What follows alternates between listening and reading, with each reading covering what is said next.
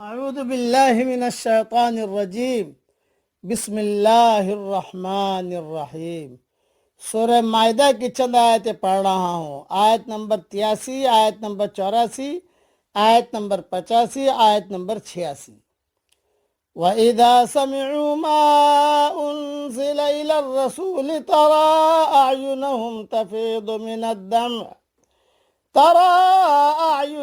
تفيض من الدمع مما عرفوا من الحق، اور جب وہ اس کلام کو سنتے ہیں جو رسول پر اتارا گیا ہے تو آپ دیکھو گے کہ ان کی آنکھوں سے آنسو جاری ہیں، اس وجہ سے کہ انہوں نے حق کو پہچان لیا۔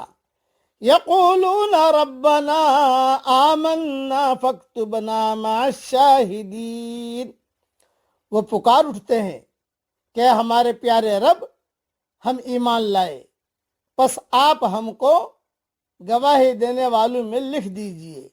وما لنا لا نؤمن باللہ وما جاءنا من الحق، اور ہم کیوں نہیں ایمان لائیں اللہ پر اور اس حق پر جو ہم کو پہنچا ہے۔ وَنَطْمَعُ أَن يُدْخِلَنَا رَبُّنَا مَعَ الْقَوْمِ الصَّالِحِينَ، جبکہ ہم یہ آرزو رکھتے ہیں کہ ہمارا رب ہم کو نیک لوگوں کے ساتھ شامل کرے گا۔ فَأَثَابَهُمُ اللَّهُ بِمَا قَالُوا جَنَّاتٍ تَجْرِي مِن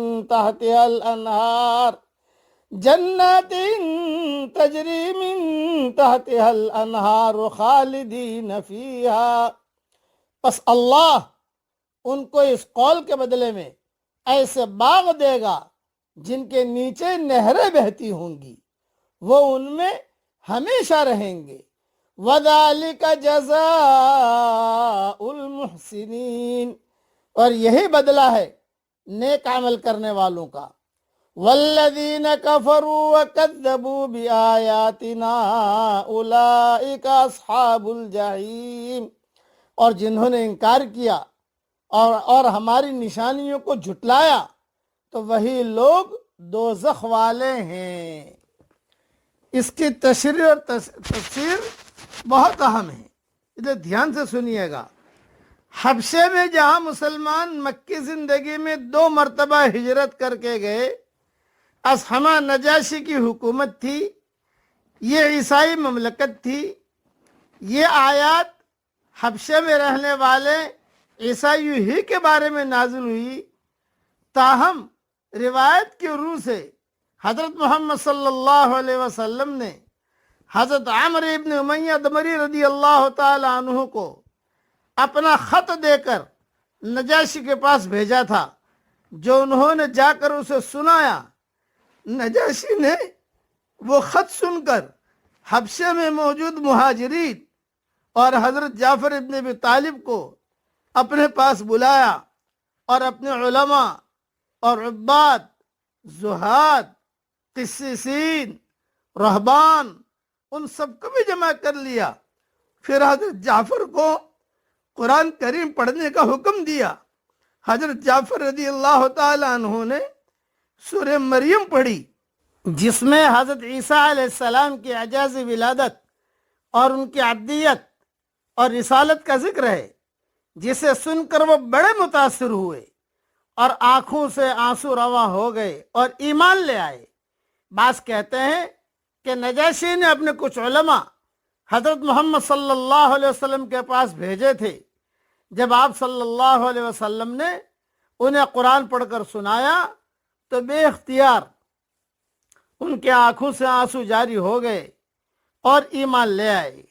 فتح القدیر میں سارا مضمون لکھا ہے۔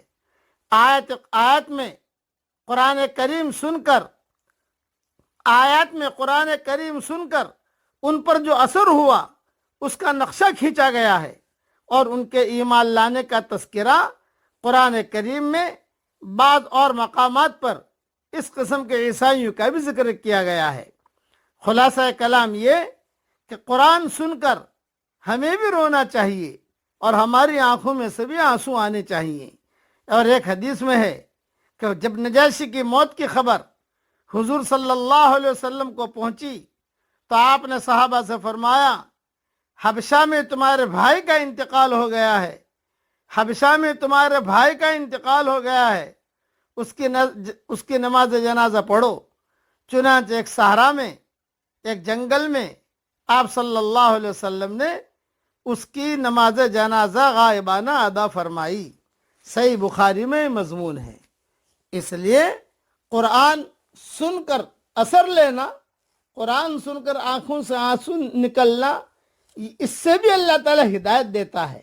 اللہ تعالیٰ ہم سب کو اور ہماری قیامت تک کے آنے والی نسلوں کو اس کے قرآن سے جوڑ دے۔ آمین۔ وآخر دعوانا ان الحمد للہ رب العالمین۔